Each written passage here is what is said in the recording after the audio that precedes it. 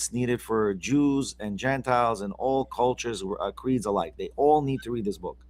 Not only does he talk about the concept of rest and Shabbat and all the stuff, he actually presents a new method of living for the secular world. Like, I haven't seen a person bring forth the importance of Shabbat in the other side of the aisle like he has done.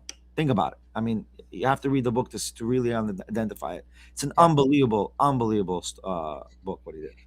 Listen, I definitely hear you. I definitely think we always should try to take the higher ground, always try to focus on the ideas. At the same time, these are one of the big elephants in the room, all these issues, Candace Owens, everything she's No saying. doubt. You talk about honoring Charlie Kirk. Candace and to some extent Tucker, who was validating, and Meghan, who were validating Candace to some extent, they were deeply dishonoring Charlie Kirk's legacy by all these theories about Turning Point and Erica Kirk being involved and Israel being involved and all of that. And so I do think that Ben Shapiro was actually in some ways honoring him by, he said, look, he could say, look, I'm just going to take the higher ground. I'm just going to talk about Charlie's views and beliefs. On the other hand, you do have these other people speaking up who are doing these deeply damaging stuff. And he's thinking, maybe I really need to give moral clarity to the audience who are listening. So I really feel, I don't think either of us are wrong here on this, but I feel both sides quite strongly. As for Meghan, Ben on stage with her, 6 weeks ago, tried to talk about all the problems with Candace and others and tried to explain it in a very friendly way and calmly way to her.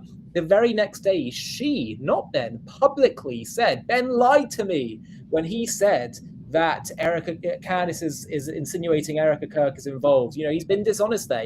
She said that without Ben being there.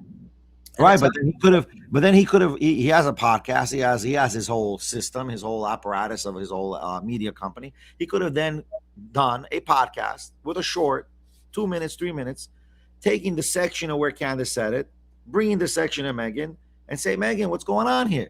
Well, he did the exact same thing, but it just happened to be in his speech. He said, Meghan is a friend of mine. He did. You know what the problem is? Think about what the problem is here. This is my deduction of really the problem. Sure. Ben Shapiro was a lawyer. Candace Owens is a lawyer. Megyn Kelly is a lawyer. Their whole life is about flipping words and playing around with words.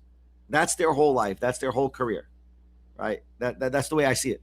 And what we're doing is we're getting involved as podcasters, as real, genuine people, and we're getting involved with a lawyer battle, like attorney battle. They think that our audience or the audiences that are out there, as if they're the court, they're the courts, and they will determine.